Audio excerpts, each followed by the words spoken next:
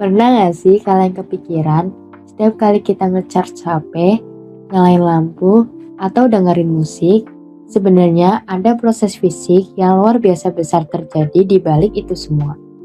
Kita sering banget dengar kata energi, tapi dari mana sih tenaga sebanyak itu berasal? Kalau kita ulik lebih dalam, ternyata hampir semua yang bikin bumi ini bergerak itu ujung-ujungnya balik ke satu sumber, yaitu matahari.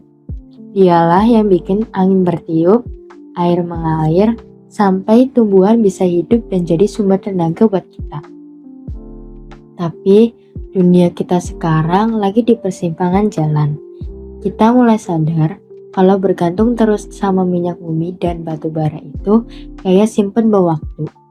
Bisa habis kapan saja dan dampaknya bikin bumi kita makin panas.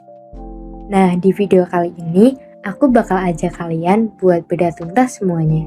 Kita bakal bahas gimana caranya air dan angin bisa berubah jadi listrik, rahasia di balik canggihnya panel surya, sampai gimana kotoran ternak ternyata bisa jadi solusi energi masa depan lewat biogas.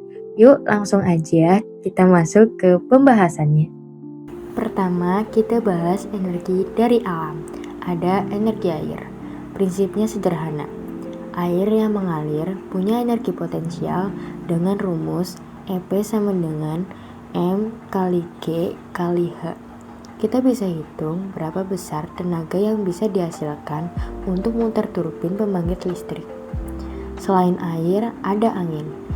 Angin itu muncul karena perbedaan tekanan udara akibat matahari. Gerakan massa udara inilah yang ditangkap kincir angin untuk jadi energi mekanik, lalu diubah generator jadi listrik. Lalu ada primadona kita, yaitu matahari. Lewat teknologi sel surya atau fotovoltaik, cahaya matahari bisa langsung jadi listrik. Di dalamnya ada bahan semikonduktor silikon yang udah didoping.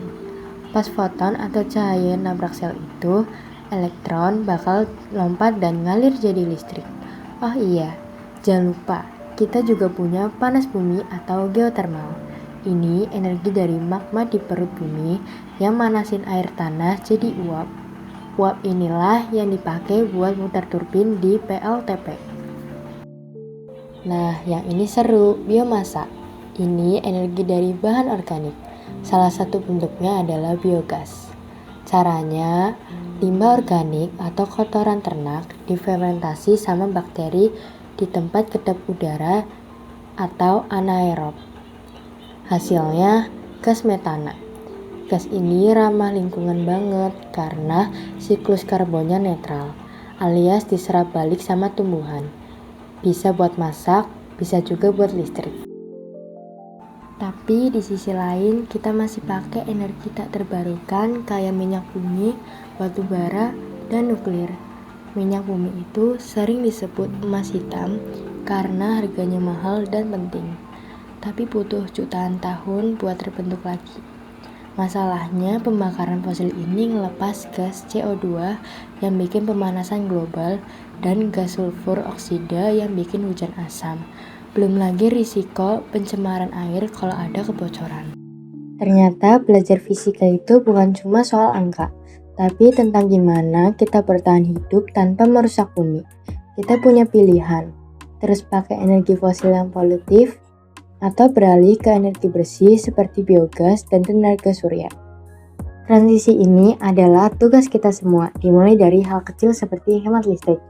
Ingat, energi nggak bisa diciptakan atau dimusnahkan, tapi kitalah yang nentuin mau diubah jadi apa energi itu. Jadi polusi atau jadi solusi.